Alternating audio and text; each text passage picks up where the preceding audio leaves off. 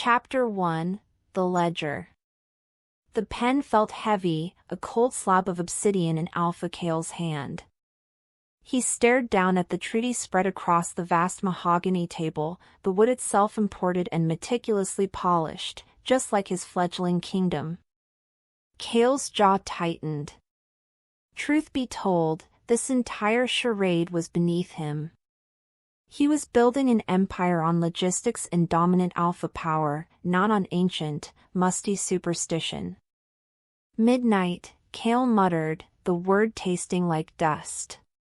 His financial advisor, a nervous man named Valen, shifted his weight. Yes, Your Majesty. The contract is precise. Matrimony must be completed precisely at midnight on her 25th birthday, or the historical land rights revert. The council insists, because of the pact prophecy, sire.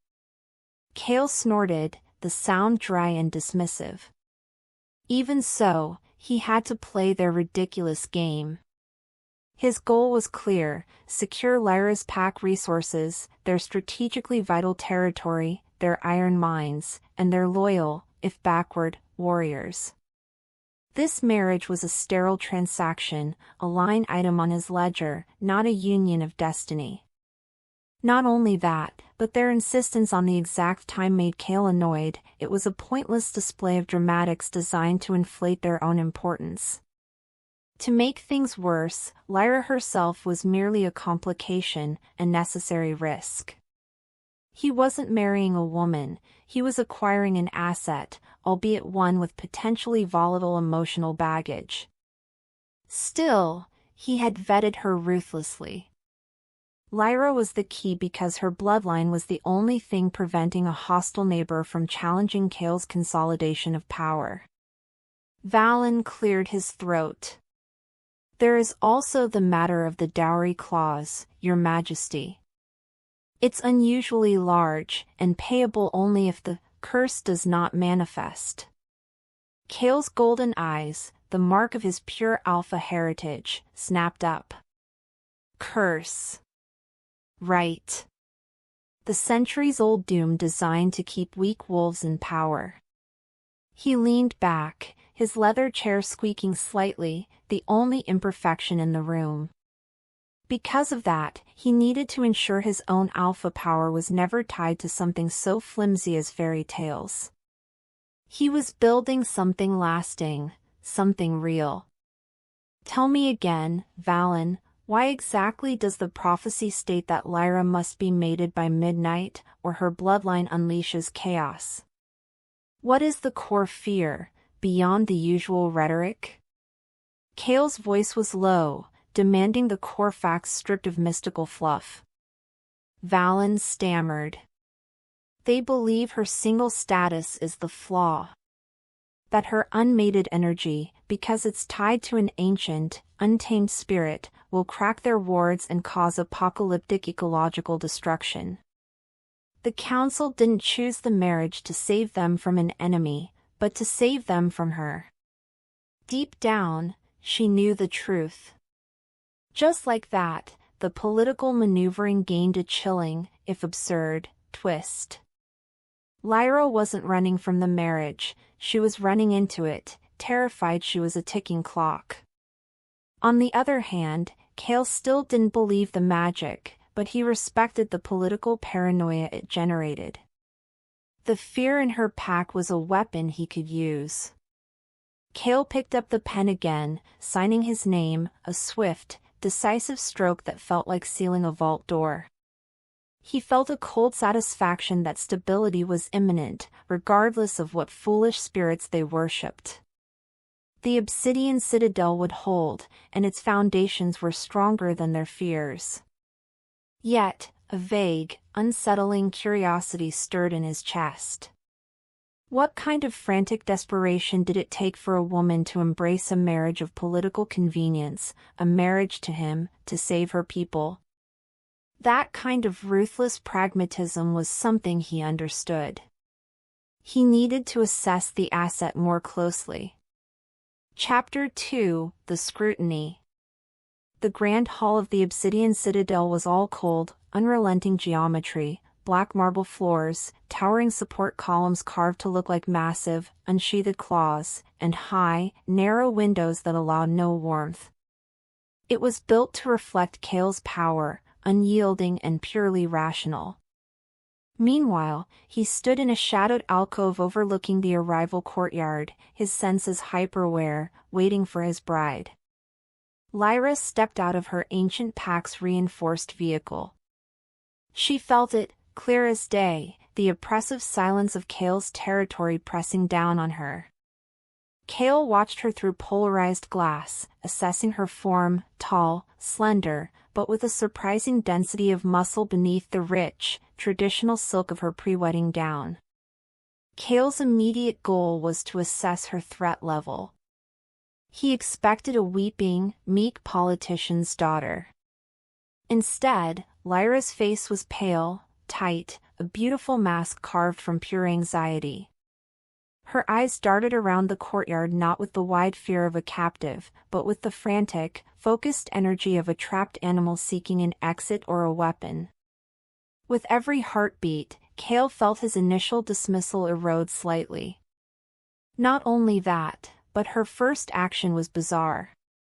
She paused at the base of the citadel's tallest spire, the oldest, crudest part of the modern fortress, which Kael had preserved for its strategic height, not its beauty.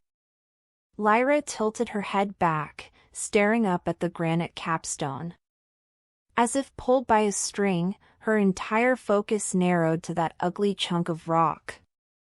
"She's looking for warding symbols," his internal monitor, the voice of pure skepticism, informed him. Typical superstitious nonsense. But then, her focus felt different. It wasn't simple fear, it was professional desperation. It was the look of a field engineer calculating a structural vulnerability.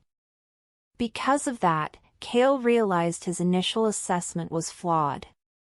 This wasn't a girl, this was a problem disguised as a woman, and he hated political theater. Was this a power play? Kael asked himself, his fingers curling at his sides. Is she checking the stability of the fortress, or is she testing my tolerance for her Pax mysticism?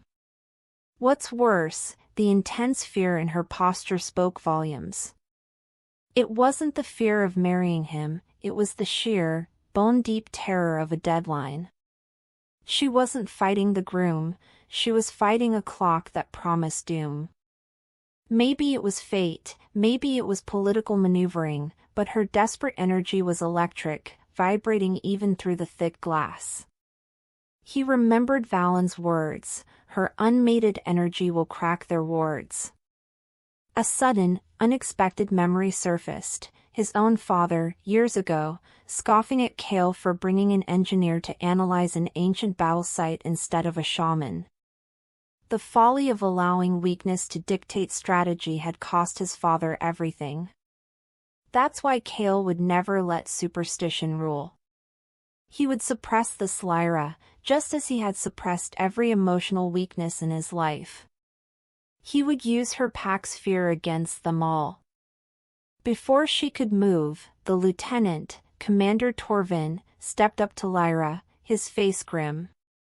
Kael watched Torvin's polite, yet firm, escort. Lyra didn't argue. She gave the spire one last, intense, pleading look, a look that haunted Kael for a beat, before allowing herself to be led inside. "Who are you, Lyra?" Kael mused. "And what are you truly hiding that is scarier than me?" The question, unwelcome and potent, lingered in the shadowed alcove. The time for observation was over, it was time to establish control. Chapter 3, The Command. "Report on the bride's retinue," Kael commanded, not turning from the map. "Minimal, Your Majesty," Torvin replied, his voice a steady, low rumble. "A chaperone, a few aging council members, and 2 loyal, old guards." "They look resigned. The guards are weeping softly, because they genuinely believe the curse is coming. Kael scoffed. Weeping. Pathetic. Their sentimentality is why I took their territory.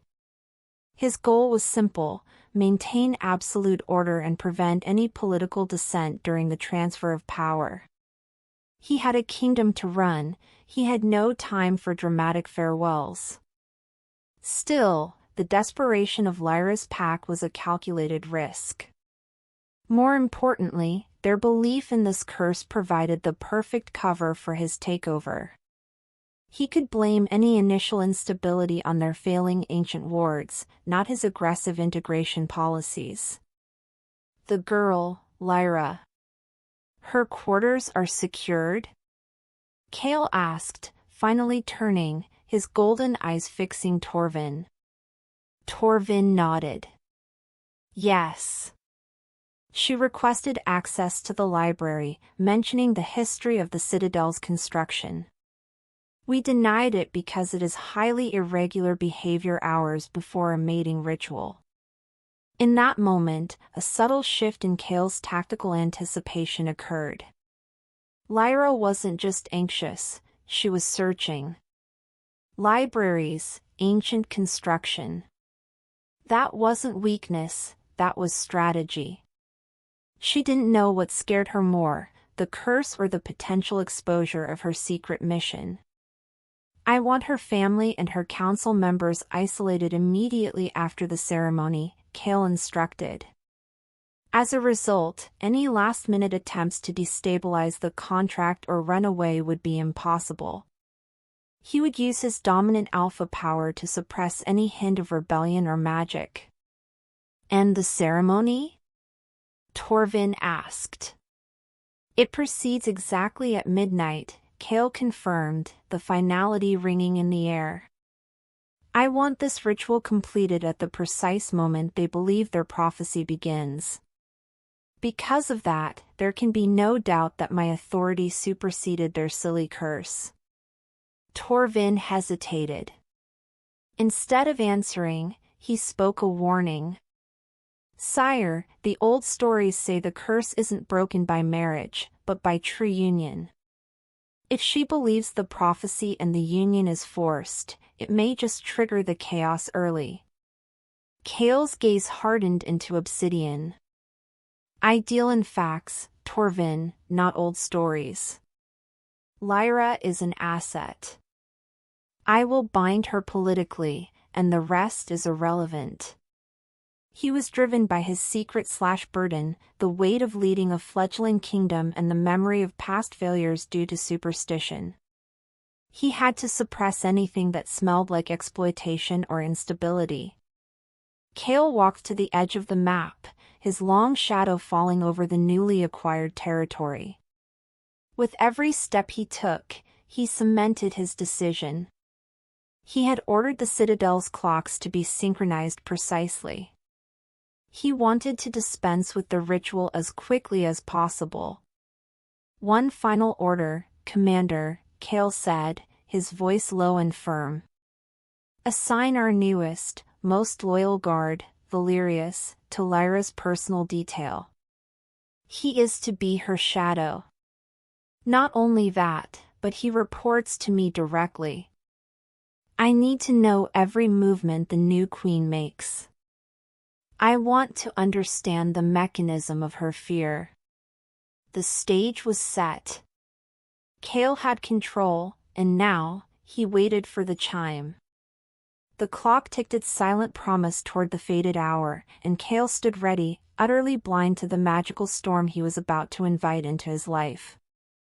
This act will flow directly from the end of Act 1, where Kael had just issued the final command to ensure the wedding proceeds precisely at midnight. The focus remains on Kael's POV, capturing his rational detachment, his dismissal of the subtle curse trigger, and his immediate, pragmatic response to Lyra. Chapter 4: The Contract. The air in the grand hall felt heavy, thick with the scent of old marble and the nervous musk of the gathered packs. Kael stood on the dais of the obsidian citadel, his stance wide, rooted, projecting the unyielding authority of his dominant alpha power. His goal was simple: finish the binding as quickly and cleanly as possible.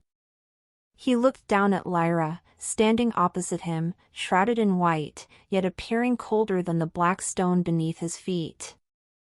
The silence was the only thing louder than the heavy, rhythmic ticking of the citadel's main clock. Every gaze was fixed on the hands as they crawled toward the 12. Lyra's face was a study in repressed terror. Her eyes, wide and luminous, were fixed on the clock, then on the ground, then back to the clock, never settling on Kael. Her pulse raced, betraying the intense fear she tried to hide.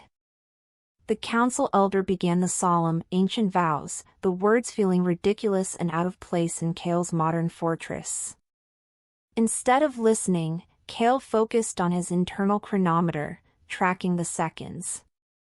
He just needed the political binding to be complete. 10 seconds. 5 seconds. Alpha King Kael, do you accept Lyra, of the ancient bloodline, as your bonded mate? I do. Kael's voice was a low, firm command, a business agreement finalized. And Lyra, do you accept Alpha King Kael, as your bonded mate? Her voice, when it came, was a brittle whisper. I do.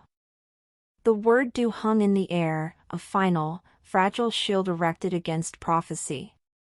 Just like that, the clock chimes began to toll, midnight. As the 12th chime reverberated through the marble hall, Kael felt a fleeting, deep internal lurch.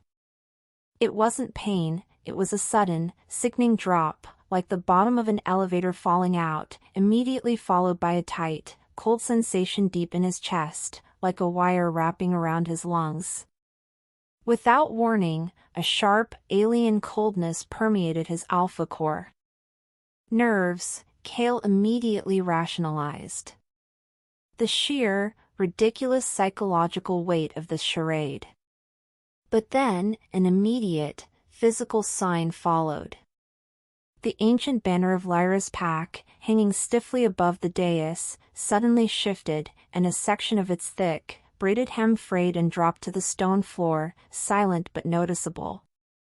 At the same time, Kael felt the obsidian citadel itself give a single, deep, low tremor. The tremor was barely perceptible, a settling sound, a complaint from the earth beneath the massive structure. Kael dismissed it instantly. The old structure settling, he thought. Poor engineering on their part. His immediate goal was fulfilled, the marriage was done, the political binding achieved. He looked down at Lyra, whose eyes were wide with naked terror, fixed not on him, but on the tiny piece of fallen silk. The contract is sealed, Kael stated, his voice ringing with cold finality.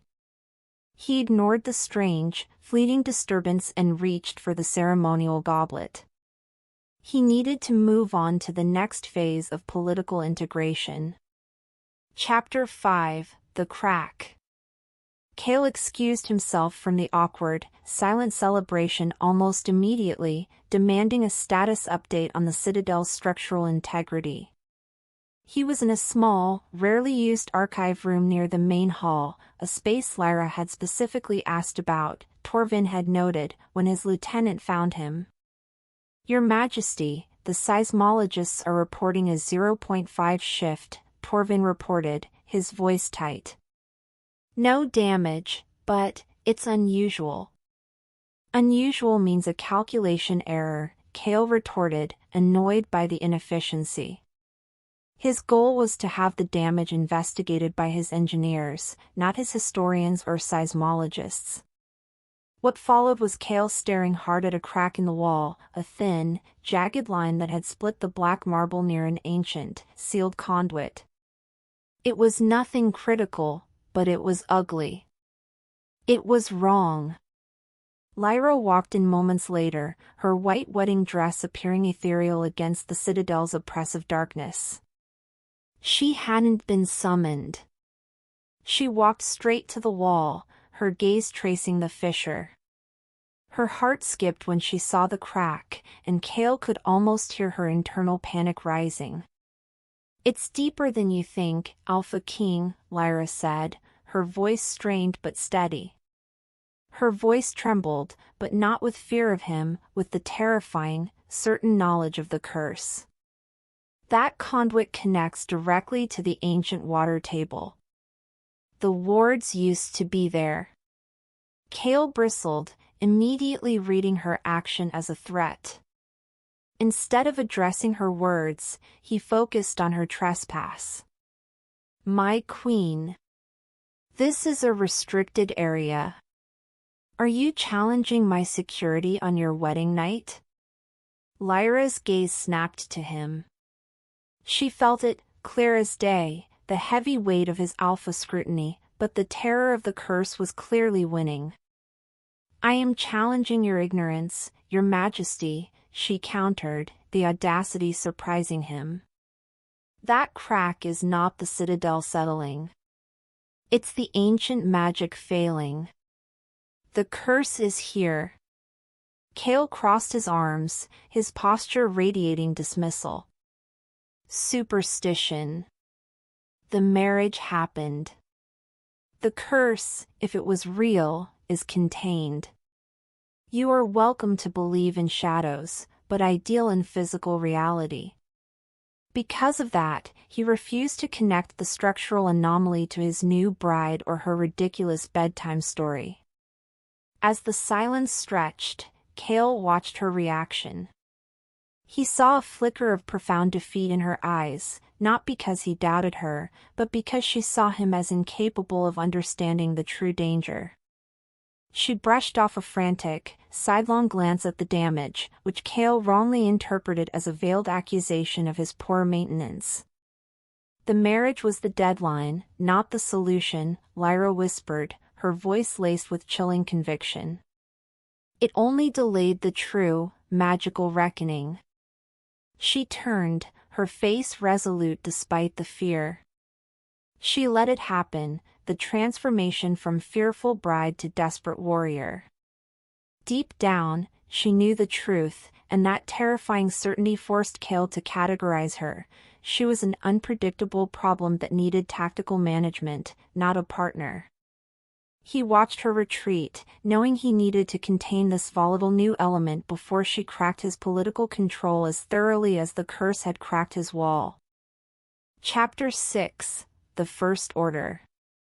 Kael returned to his war room, the incident with the cracked wall and Lyra's chilling certainty replaying in his mind. He was alone with Torvin, and the silence in the room was only broken by the faint hum of the modern server banks. "She is looking for something," Kael stated, the conclusion cold and absolute. His initial goal had shifted. It was no longer about integrating resources, it was about containing the political fallout of his volatile new bride. Torvin nodded slowly. She inquired about the old maintenance tunnels beneath the archives, sire. Non-critical areas. She is not trying to escape, Kael mused, pacing the room. A runaway bride is predictable. This is covert research. Instead of punishing her defiance, Kael analyzed it. He needed to know her true motive. She genuinely believes that curse is real, because her fear is too authentic to be theater. Kael stopped at his desk. "Commander, assign a new personal guard detail to the Queen. Not one of her pack's loyalists. I want my best, most discreet operative." "Who did you have in mind, Your Majesty?" Torvin asked. "Valerius. He is loyal, silent, and entirely rational." Kael made the decision with hard resolve. His immediate goal was to limit her free movement and discover what she was searching for. He was giving her freedom of movement, but then chaining her to surveillance. The tension broke when Kael explained his strategy. Lyra is the key to solving this new structural problem. She thinks she's trying to save her pack with ancient magic. I think she's a highly intelligent, albeit diluted, tool for finding a political vulnerability. As a result, he needed her close, monitored, and predictable. Torvin hesitated. "Sire, this is your wedding night. To assign a shadow so openly." "It's not open, Commander. It's strategic," Kael snapped, his patience thin. As the wind shifted in his kingdom, he was forced to tighten his grip. "Valerius will be inconvenient. He will be silent. He will never leave her sight. She will be so annoyed by his presence that she will retreat from her subversive actions." Kael had just sealed Lyra's fate and his own. This commitment solidified Lyra as an unpredictable problem that needed tactical management. Which meant Kael was locked into a conflict of control, believing his logic would always triumph over her fear and her magic. He was blind to the fact that her fear was the only thing standing between his kingdom and a very real apocalypse. Kael walked to the massive window overlooking the citadel's entrance, watching the last of Lyra's ancestral guards shuffle out. He felt it, clear as day, the weight of his new crown, now balanced precariously between political stability and a hidden, magical threat. He watched Lyra's distant silhouette vanish into the private chambers, already planning her schedule to limit her free time, completely unaware that she had just begun her desperate search for a solution within his very walls. Chapter 7: The Empty Bed. The morning after the wedding felt sterile, efficient, and strangely empty. Kael had spent the early hours in the communications hub, integrating Lyra's pack into his systems. He was dealing with logistics, census numbers, iron ore yield, patrol routes, the things that mattered. That's why the lack of political noise was, initially, a relief. Kael finally entered the royal suite late that evening. It was vast, meticulously ordered, and cold, a reflection of his own tastes. The space was designed for political theater, not shared intimacy. In the quiet that followed his entrance, he immediately sensed the absence of his bride. The room was perfect. The bed sheets were smooth and untouched. There was a single, tiny, perfectly folded note on the bedside table explaining she was attending to diplomatic pleasantries with a delegation from a minor border clan. Instead of feeling relieved by her supposed compliance, Kael felt immediate, sharp frustration. His goal was to get a status report from his surveillance detail, because he knew her diplomatic pleasantries were a lie. Her resistance was not loud or obvious, but subtle and covert, making her a more complex political variable than he'd anticipated. He checked his wrist. Valerius's report was already there, delivered discreetly. Report: subject deviated from assigned route. Attempted access to non-critical service corridors beneath the East Wing. Claimed she was following ancient drafts. Shutdown attempt by asserting guard detail's strict schedule. Kael let out a slow breath. The air thickened with his rising annoyance. Lyra wasn't scared of the bed, she was scared of the clock, and she was wasting no time. She was digging for weaknesses in his citadel's history and architecture. Not only that, but her explanation, ancient drafts, was a clear attempt at mockery, or perhaps a test of his patience. As the echo faded from his war room earlier, Kael had decided Lyra was a tool for finding a vulnerability. Now, he felt his assessment shift. She wasn't just finding a vulnerability, she was creating instability by disrupting his staff. With every heartbeat, Kael felt his professional frustration mounting. Lyra's resistance challenged his belief in perfect order. He needed to re-establish control. He looked at the perfect, untouched bed. Maybe it was fate, but their marriage was already a battleground, and the weapon wasn't love or desire, it was information. Kael tossed the surveillance report onto the pristine covers. That night, he did not sleep in the royal suite. He returned to his war room, the cold logic of the map more comforting than the empty silence of a marriage based on a dangerous lie. Chapter 8: The Confrontation. Kael was in the middle of a budgeting meeting when Commander Torvin interrupted with an unprecedented emergency code. The tension broke the minute Torvin's face appeared on the secure screen. "The Queen, Your Majesty. She's in the sublevel." Torvin's voice was tense, laced with professional alarm. "She bypassed Valerius by creating a distraction and is attempting to access the old filtration system, Section Delta 6. We had to restrain her."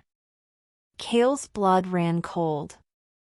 Delta 6 was a sealed, non-political section near the Citadel's ancient foundation, a place that, if sabotaged, could cause massive infrastructure failure. This was no longer superstition, this was insurrection. Kael's immediate goal was to shut down the breach of protocol and deliver a cold warning. His emotional state was irate, focused on control. Kael cut the budget meeting instantly. "I'll handle the Queen." He found Lyra guarded in a small, concrete storage room. She was furious, her elegant gown smeared with dust and dirt, her hair escaping its severe updo. Her heart skipped when she saw Kael enter, but she met his eyes with a defiant glare. "I need to see the original conduits," she shouted, her voice tight with panic and rage.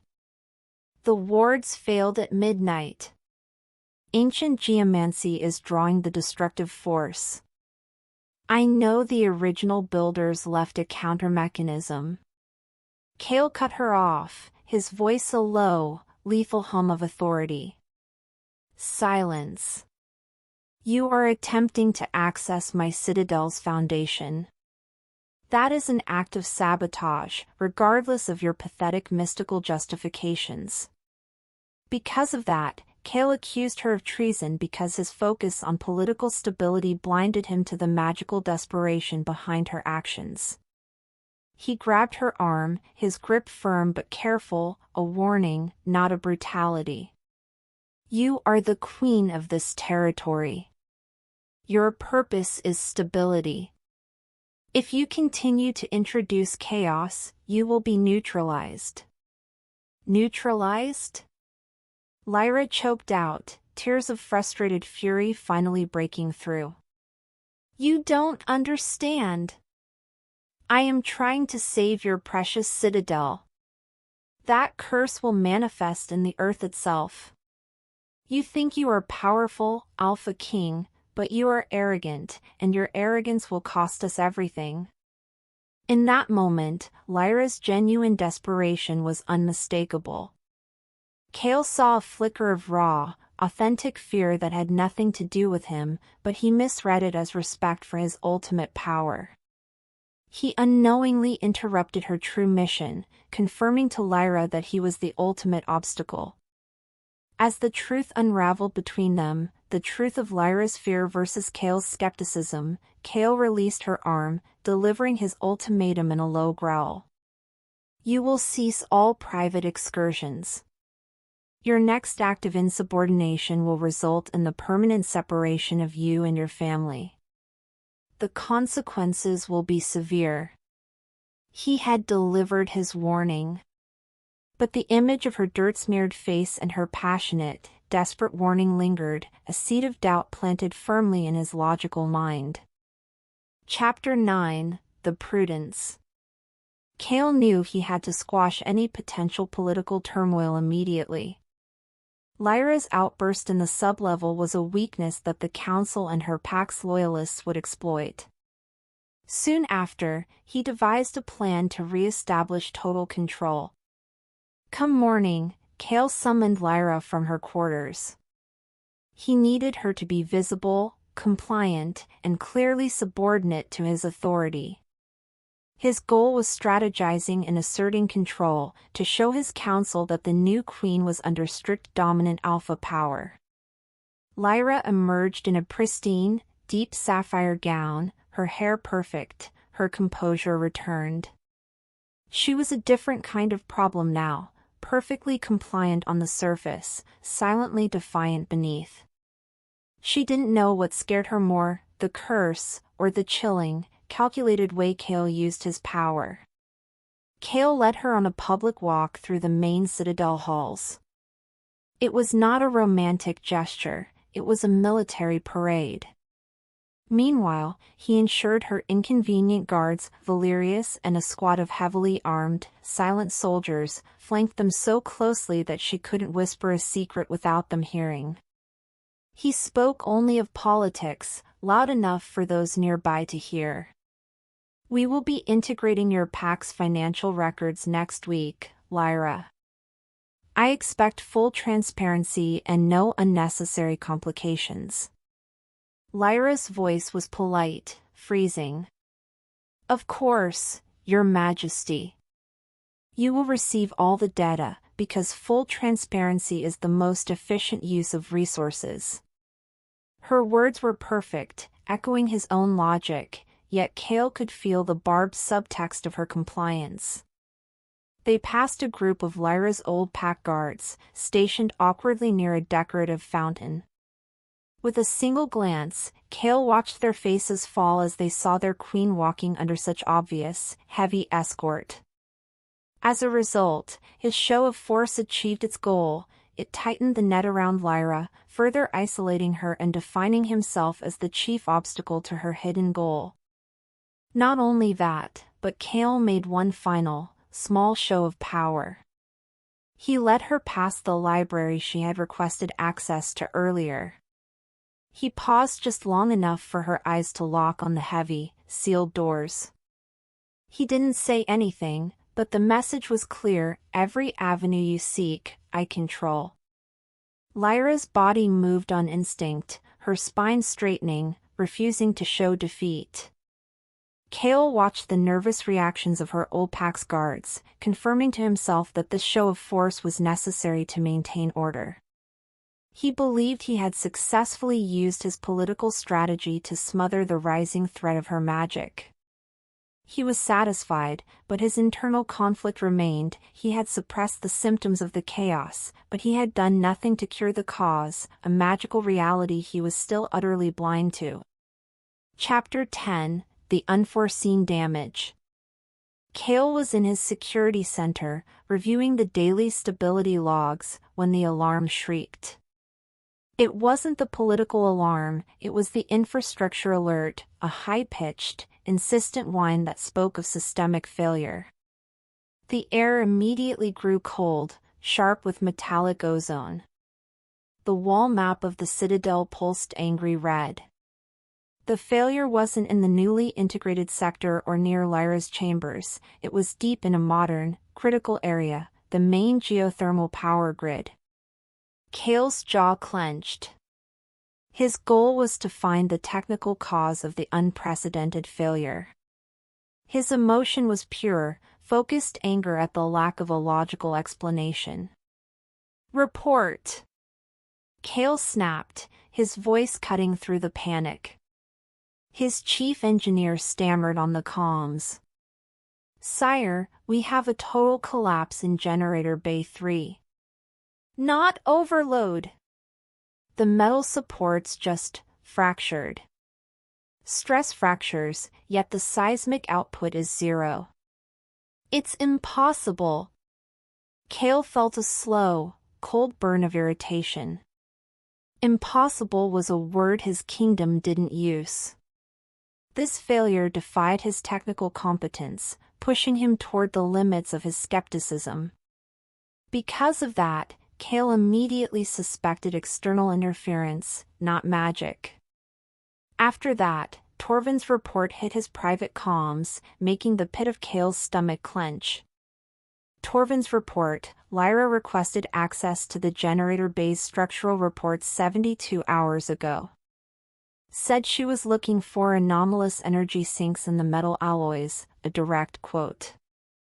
Kael threw the comm down. As the silence roared in the command center, the full implication hit him. Lyra hadn't caused the damage, she had anticipated it. He had spent 3 days guarding against a political threat, when the real danger was an unseen, non-physical force obeying rules he refused to acknowledge. The scale and nature of the event defied his pure logic. It was a profound violation of his most basic belief, that modern strength could overcome ancient weakness. What's worse, this was more than property damage. The citadel was now partially crippled, and his image of flawless control was shattered. He needed answers, and the only person who seemed to have them was the one he had tried to silence. Kael knew he was losing control. He had to stop fighting Lyra and start fighting the problem she represented. He had to face his failure of foresight. He let it happen, the transformation from detached ruler to desperate pragmatist. He had to see the damage for himself. The source of the failure lay with Lyra. Chapter 11: The Revelation. The collapsed generator bay was a scene of catastrophic, unnatural ruin. Twisted steel, splintered concrete, and the smell of ozone mixed with a strange, earthy musk that made Kael's alpha senses prickle, a scent he couldn't logically place. Kael entered the wreckage and found Lyra already there.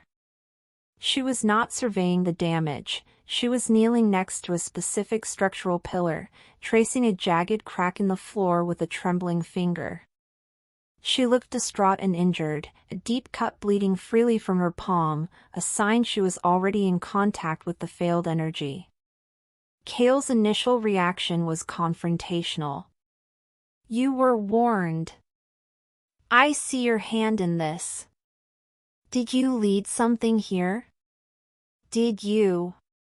Lyra looked up, her eyes blazing with exhaustion and terrifying certainty. Her voice trembled, yet held absolute conviction. "I didn't lead anything, Kael. I tried to stop it. The marriage was too late. The curse isn't a spirit, it's a fundamental failure of the Pack's anchor to the land. And it's using the energy grid as a siphon to accelerate its spread." She reached out and pressed her bleeding palm against the floor. Without thinking, she poured out her truth in a desperate torrent. "This is the ancient bloodline curse, Alpha King. It was triggered by my unmated state because my blood is the key. It will destroy your citadel and everything you built, piece by logical piece, unless we find the original containment ritual, and it's buried under your foundation." Kael felt stunned. He couldn't deny the physical destruction before him, the unnatural twist of the steel, the profound coldness radiating from the fractured pillar. His flaw was challenged.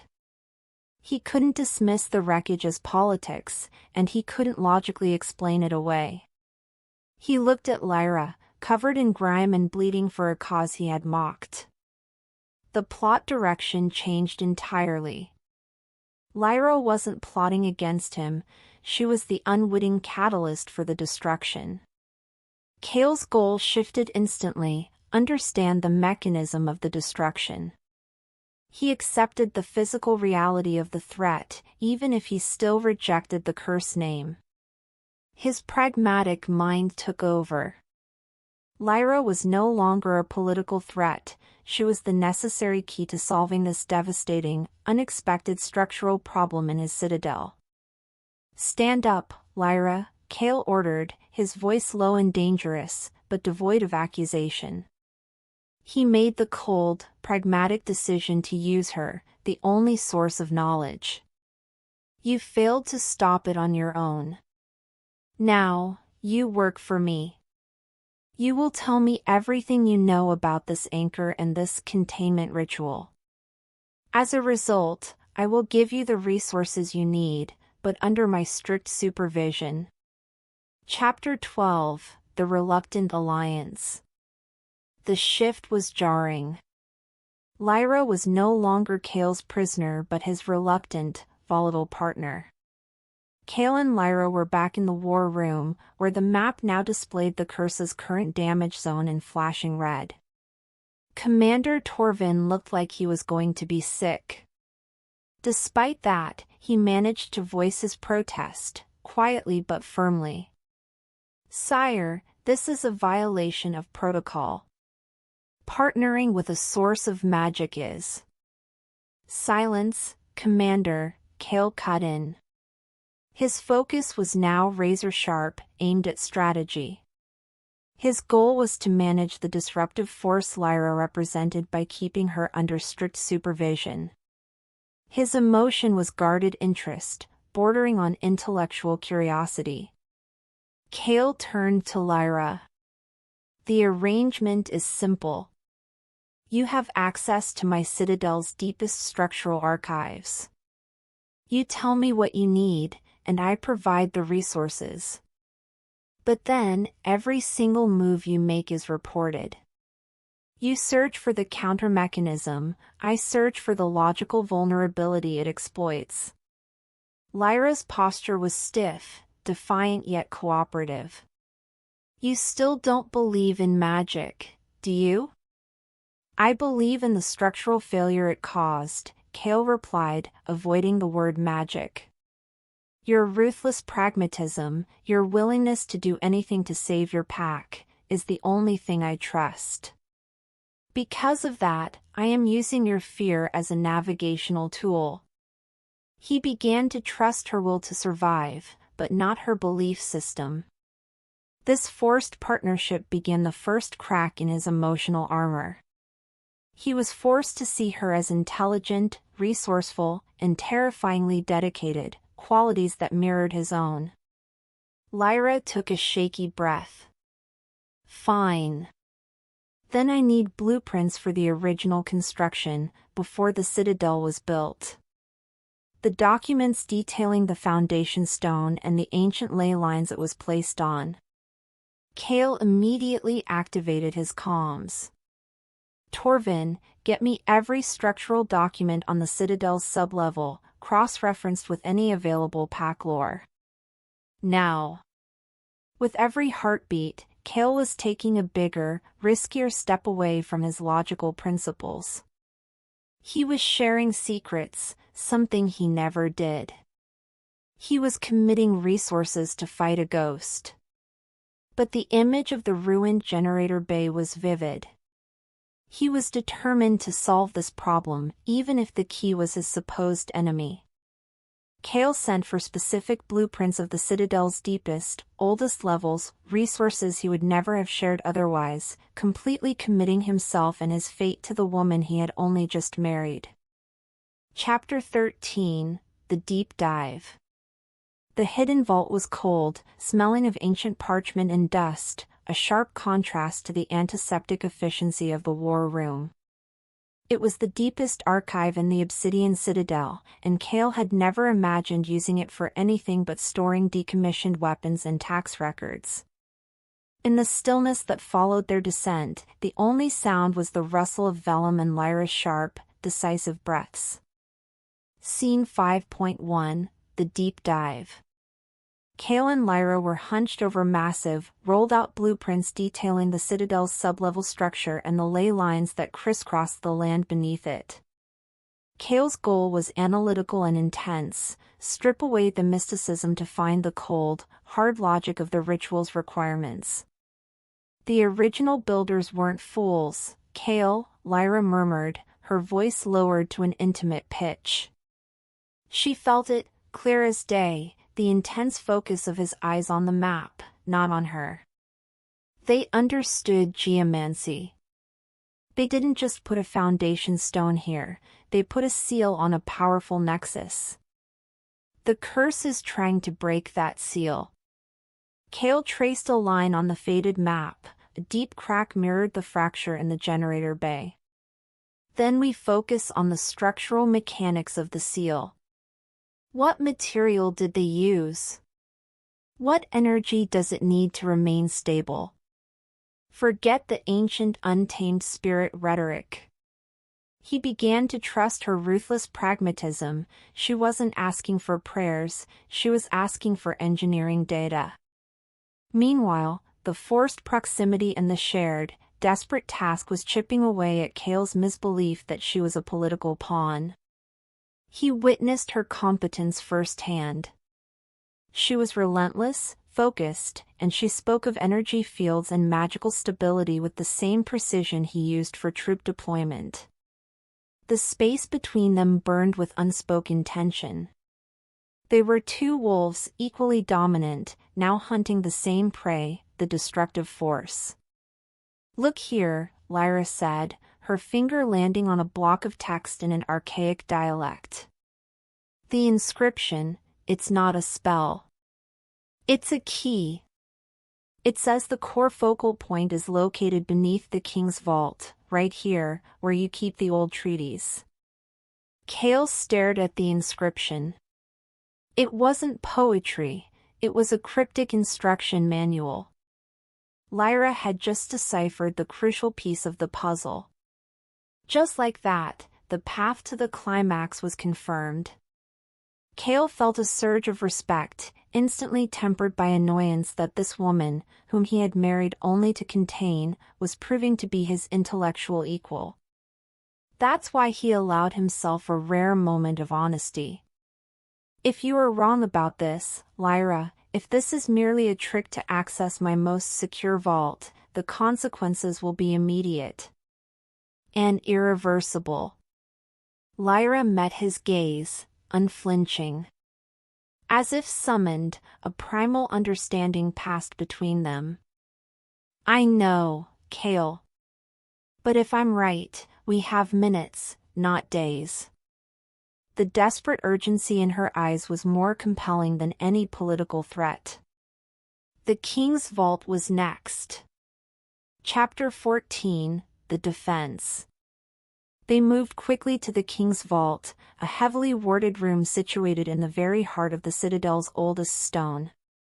Lyra was working rapidly, pressing her hand against the vault door, muttering calculations, seeking the magical weak point that corresponded to the seal's location.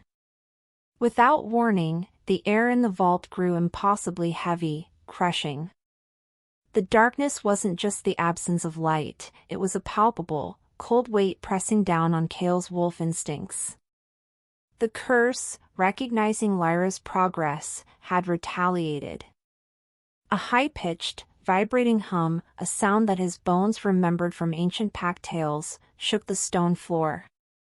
Kael felt a searing pain in his mind, like a dozen needles stabbing his consciousness. It was a direct, powerful magical attack aimed specifically at Lyra, the one who carried the opposing bloodline. Kael's goal was instinctive, defensive, protect the asset, the key to the problem. Her body moved on instinct, but Kael's was faster. In a blur of pure, primal protective instinct, he shoved Lyra behind his far larger, stronger frame.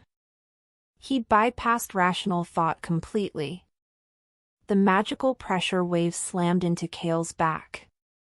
It felt like being hit by a slab of granite infused with winter cold, a freezing shock that bypassed muscle and went straight to the bone. Kael roared, a raw, untamed growl that rose in his throat, absorbing the worst of the impact. He felt a sharp, burning pain in his left shoulder as the magical energy tore through the material of his tunic and grazed his skin. The moment their eyes locked after the impact, Kael saw not the desperate politician, but a woman genuinely shaken by his sacrificial move. She was terrified for him. His action was purely emotional, completely outside the bounds of his pragmatism. He had chosen to shield her, the supposed threat, from the actual threat. "The power, it recognized me," Lyra whispered, her voice tight with horror. She reached out, her fingers trembling as they brushed the blood welling on his shoulder. "It knows we're close." Because of that, Kael was forced to acknowledge the reality of the threat, and more disturbingly, the powerful, unwanted emotion driving his reaction. He wasn't just protecting an asset, he was protecting her. This injury created a personal stake in the curse's defeat that went beyond political stability. Chapter 15: The Consequence. Kael stood rigid, refusing to let the pain show, his alpha core fighting to suppress the shock of the magical blow. After that, they had successfully accessed the king's vault, but the urgency of the curse's retaliation demanded an immediate response. They were momentarily safe inside the vault, the dense stone providing a buffer against the pervasive cold of the curse. Lyra immediately started examining the bleeding wound on his shoulder, her touch light, yet possessive. Kael's goal was to re-establish emotional distance and reassert control before his feelings were revealed. He was focused, but internally experiencing sharp self-reproach over his own vulnerability. "It's nothing," Kael said sharply, pulling away. "A graze. Focus on the core mechanism. We don't have time for sentiment. You took a direct blast of destructive magic for me." Lyra shot back, her voice tight with disbelief. "That is not nothing, Kael. Why? Why risk yourself for a political contract?" "I risked myself for the solution," Kael corrected, his voice a cold mask. "You are the only person who knows how to disarm the threat. You are a valuable resource. Do not confuse tactical preservation with sentiment." Instead of letting her see the sheer, terrifying protective instinct that had driven him, he reinforced the political barrier he desperately needed. With his scent in the air, the tension was thick enough to choke on. He felt the undeniable pull, his attraction/investment in her was now dangerously profound. Lyra saw past his words, her beautiful eyes searching for him. Her soul answered the silent, primal call of his wolf, even as his words rejected it. As the space between them burned, Lyra stepped back, a flicker of pain and understanding crossing her face. She chose to believe his words, not his actions, because it was safer for both of them. "I need access to the final seal," Lyra stated, her voice returning to business. "I need 1 hour, undisturbed." "I will find the mechanism." Kael nodded. He walked to the vault door and spoke into his calm Torvin, double the guard rotation outside the king's vault. "Anyone attempting to approach this location, regardless of rank, will be neutralized." He didn't say the extra guards were for her protection, but the implication was heavy. Because of that, he admitted his emotional investment, creating a deep conflict that would drive his ultimate internal betrayal in Act 6. Kael knew he had crossed a critical line. He had allowed a magical, emotional entanglement into the perfect logic of his life, and now, there was no turning back. Chapter 16: The Political Blowback. Lyra's progress inside the king's vault was painfully slow. But the curse was fast. As the sky darkened over the citadel, Kael faced the devastating results of their alliance. Tremors hit the territory hourly, and a strange, cold, magical malady had begun striking his loyal guards, leaving them weak and feverish. Kael entered his council chamber, which was thick with fear and dissent. His skeptical council members, old, powerful wolves who believed only in brute strength and historical precedent, were waiting. Their faces were grim. The moment their eyes locked, Kael knew he had lost them. "Your Majesty, the people are terrified," Elder Marius began, his voice laced with accusation. "The destruction is localized around the Queen. The sick guards, the collapsing walls. This is not a coincidence. This is the curse manifesting because you brought the contaminated bloodline here. Their goal was clear: demand Lyra's exile or imprisonment, claiming she was the source of the rot. Kael's goal was to find a logical path forward that saved the kingdom and Lyra. His emotional state was high stress and inner conflict. We have confirmed she is the only person who knows how to contain the threat, Kael argued, his voice cold and controlled. She is a necessary variable. She is a necessary sacrifice. Marius roared. Your kingdom is on the verge of civil war because they believe you are protecting the source of the rot. You chose her over stability. Because of that, Kael felt trapped. The council had leveraged his greatest fear, instability, against his nascent trust in Lyra. In the span of a breath, Kael was forced to choose between his lifetime misbelief, stability at all costs, and his fragile, nascent trust in Lyra. He saw the genuine, panicked fear in his council, and the sheer logical weight of their political argument was suffocating. He stalled, knowing his decision had to be brutal, because anything else would lead to anarchy. With every step he took out of the council chamber, Kael felt the political pressure mounting. He had to prove he was still the pragmatic alpha who put the kingdom first. He had to betray his heart to save his reign. Chapter 17, The Betrayal. Kael walked straight to the king's vault, his mind a battlefield of cold, pragmatic logic fighting a terrifying, protective instinct. He found Lyra frantically working, her face streaked with sweat and dirt, inches from discovering the final step. I'm almost there, Kael, Lyra whispered, her voice husky with exhaustion and triumph. The cure isn't an object, it's an act of unity and trust that grounds the power. It has to be sealed by the Alpha King and the Bloodline Queen together. Kael stopped dead. Act of unity and trust. The very thing he was genetically, strategically incapable of providing. The final component of the cure was the one thing he had rejected by relying only on ancient magic and political binding. It's finished, Lyra, Kael said, his voice hard, detached, and utterly false. He felt gut-wrenching resolve, forced by the need to save the stability of his state. What? She looked up, confusion melting into dawning horror as she saw the armed guards Kael had positioned behind him, guards ready to restrain her. The council has made its decree, Kael continued, his voice monotone, forcing the cold logic. He chose his kingdom's stability over his newfound, yet fragile, trust in Lyra. You are the cause of the instability. The pragmatic choice is your immediate confinement.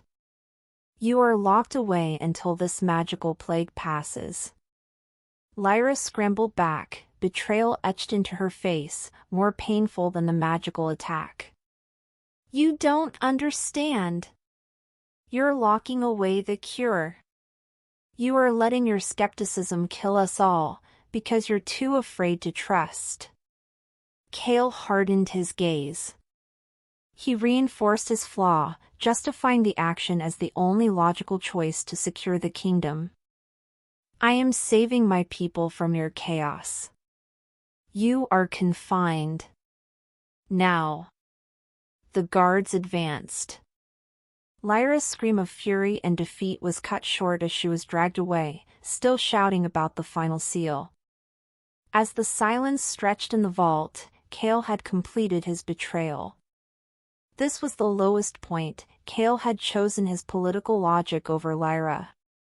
Yet, standing alone in the sealed vault, the air felt dead, cold, and utterly empty. He had achieved stability at the cost of his own honor and, unknowingly, the true cure. Chapter 18, the earthquake Kael had just returned to his war room, still wrestling with the sickening realization of what he had done, when the world violently protested his decision. Without warning, the citadel did not merely tremor, it convulsed. A shattering earthquake, far beyond anything the territory had ever recorded, ripped through the foundations. Alarms shrieked, lights flickered and died, and dust rained down from the high ceilings. This was the immediate, apocalyptic start of the curse's final phase.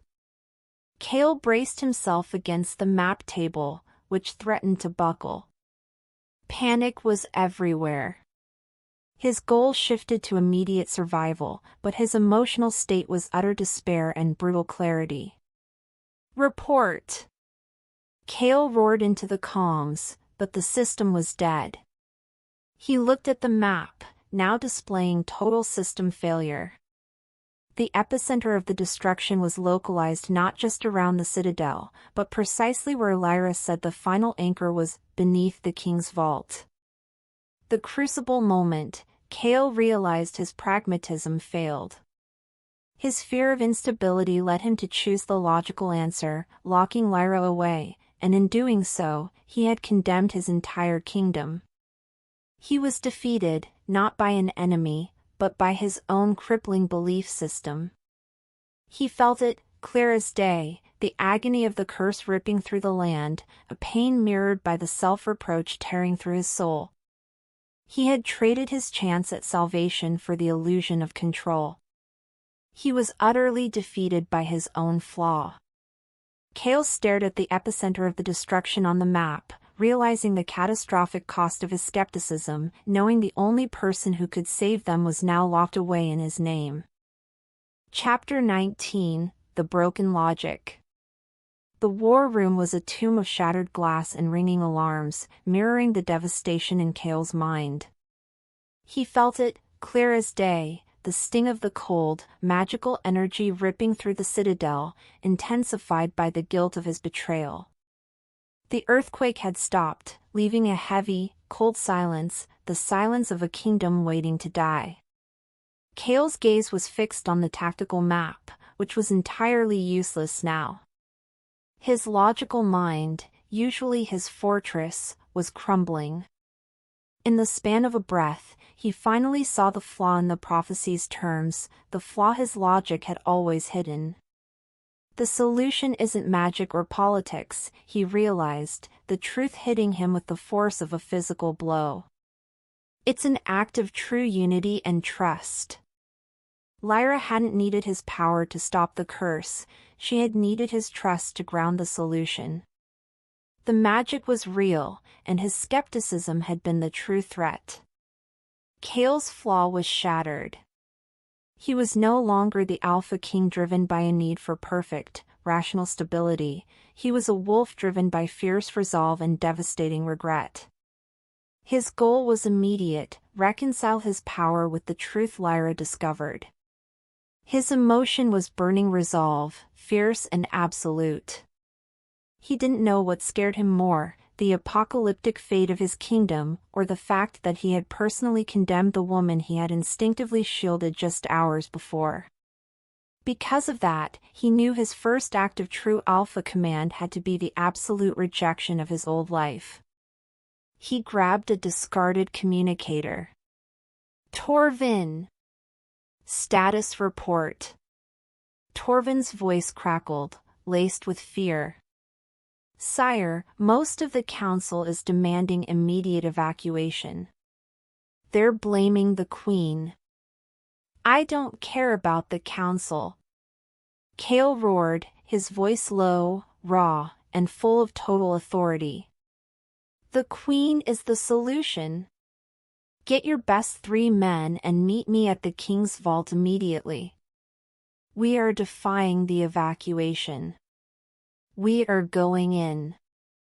That's why he ordered his few loyal guards to prepare for a suicidal run into the collapsing citadel, defying the entire chain of command. He was racing against the fear he had spent his life cultivating. Chapter 20: The Defiance.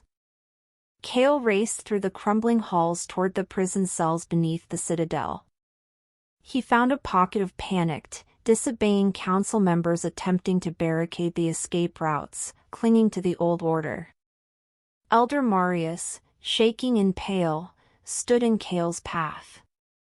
"Your Majesty, you must evacuate. This is political suicide. The Queen is a lost cause, she is the source of." Kael didn't slow down. Without thinking, he used his dominant alpha power, not just his voice, but a raw, kinetic wave of command that slammed into Marius and his guards, throwing them physically aside. He had never used his power so violently on his own people. His goal was singular: eliminate all obstacles to Lyra's path. He was in total commitment.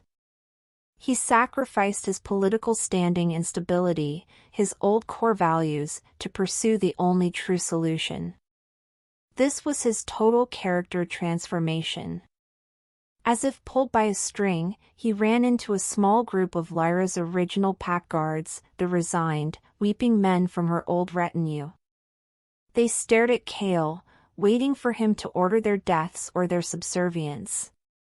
"Your queen is in danger," Kael barked, his voice filled with an honest, undeniable desperation. "I made a mistake. She is trying to save us all. I need men who trust her magic over my logic. Are you with me, or will you stay to bury the old world?" The tension broke. One of Lyra's guards, an older wolf with sorrowful eyes, dropped his defensive stance. With a single glance, he recognized the terrible truth in Kael's eyes: the Alpha King was broken, and now, finally, he was real. "We are with the Queen," the guard said, snapping to attention. Kael used his raw alpha command to rally a small, shocked group of Lyra's old pack guards, earning their respect instantly. He had turned his greatest political weakness into his ultimate strength. Chapter 21: The Race.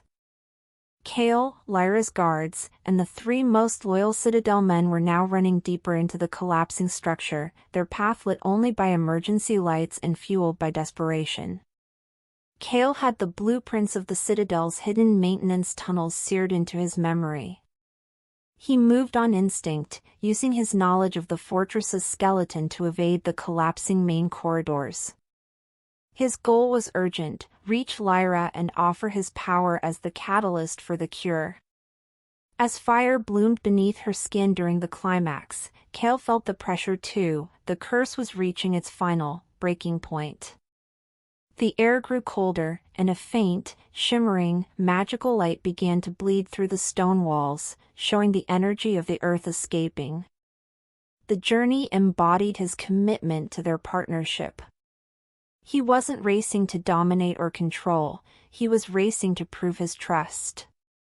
Every twisting, dust-choked tunnel was a physical challenge to his previous skepticism, a self-imposed crucible. She felt it, clear as day, the frantic determination of the Alpha King. His initial betrayal had been a political act. This rescue was a visceral, emotional necessity. He had to redeem his honor to save them all.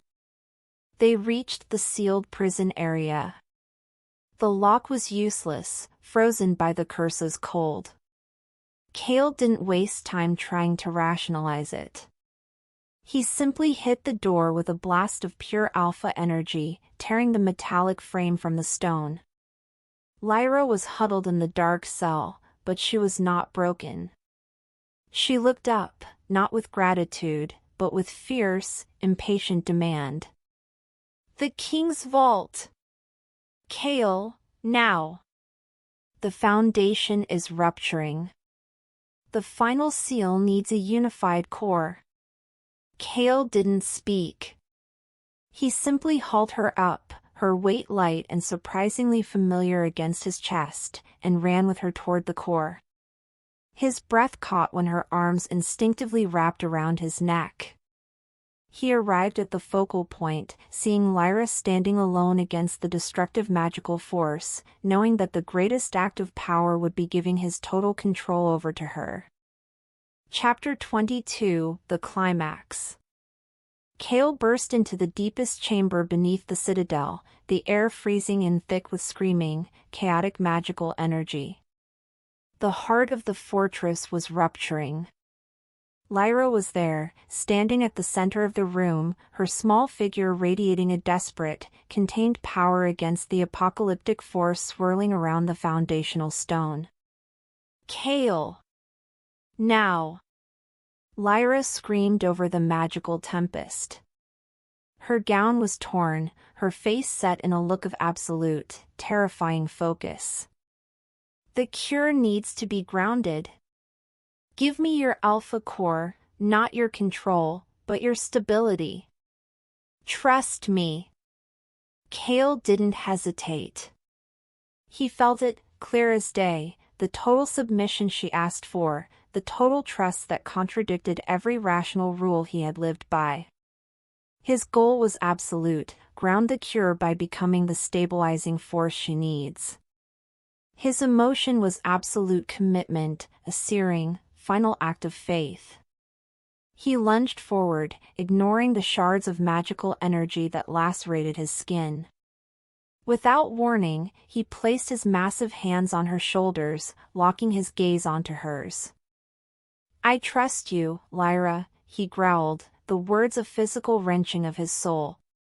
At that moment, Kael opened himself fully. He poured his dominant alpha power, the raw, controlled strength that had built his kingdom, not into the seal, but into Lyra.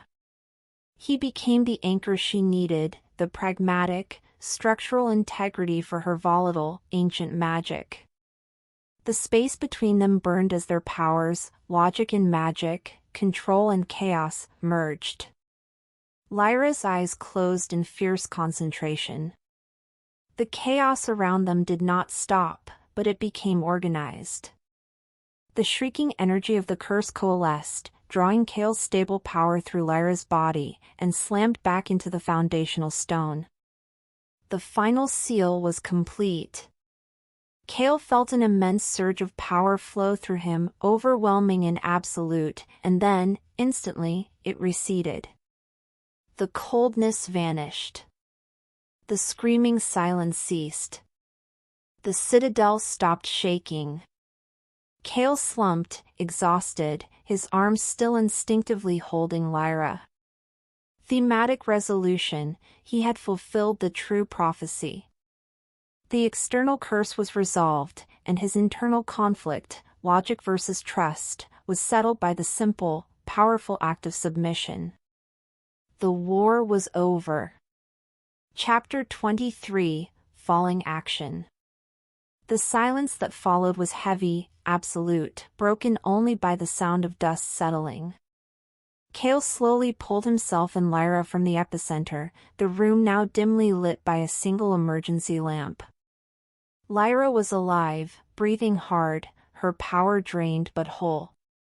Kael's first thought was of her safety, not the political damage. As if the world narrowed to just the two of them, he checked her for injuries, his hands gentle and searching. It's over, Lyra whispered, tears finally slipping down her dust-streaked cheeks. It's contained.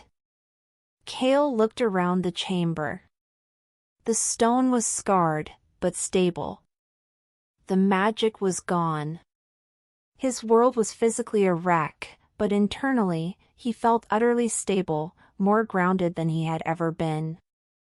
His goal was quiet relief, ensure Lyra was safe and the threat was truly gone. You were right, Kael said, the admission soft, yet profound. In the echo of his voice, he didn't mean she was right about the curse, he meant she was right about the power of unity. He quietly made a solemn, internal vow, to always prioritize the magical truth he witnessed, the truth of their connection, over the cold, political logic of his old life. Because of that, he knew his rule would never be the same. He had found the strength he needed not in control, but in shared vulnerability. Chapter 24, Falling Action. 6 hours later, battered and bruised, Kael stood before the remaining council members and his loyal guards. The citadel was damaged, but standing. Lyra stood at his side, steady and equal. Kael's gaze was authoritative, but different. It was informed by something deeper than simple control. His goal was to define the new equilibrium and set the new tone of his rule. The threat was real, Kael stated, his voice ringing with absolute certainty. It was not political, and it was not fiction. It was the ancient bloodline curse, and it was triggered by a flaw in the original binding ritual. The council members gasped. Kael didn't flinch. He had to accept the truth to legitimize his new rule. The queen risked her life to solve the problem I created through my arrogance and skepticism. He looked directly at Elder Marius. He felt it, clear as day, the power of his honesty cutting through the remaining political dissent. The solution was not found in my ledgers, but in the power of the ancient ritual, a unified core grounded by the Alpha and the Queen. The curse is broken. Stability is restored. Kael placed his hand firmly on Lyra's shoulder, a gesture of partnership, not possession. Lyra is not a political asset. She is the Alpha's equal queen. From this day forward, all decisions regarding the land, its people, and its security are made jointly. My power is nothing without her truth.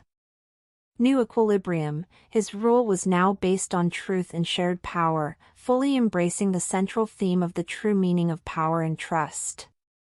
He had sacrificed control to achieve true strength. Epilogue. 6 months later. The obsidian citadel was still under repair, but the walls were now a slightly warmer gray, and light poured into Kael's study.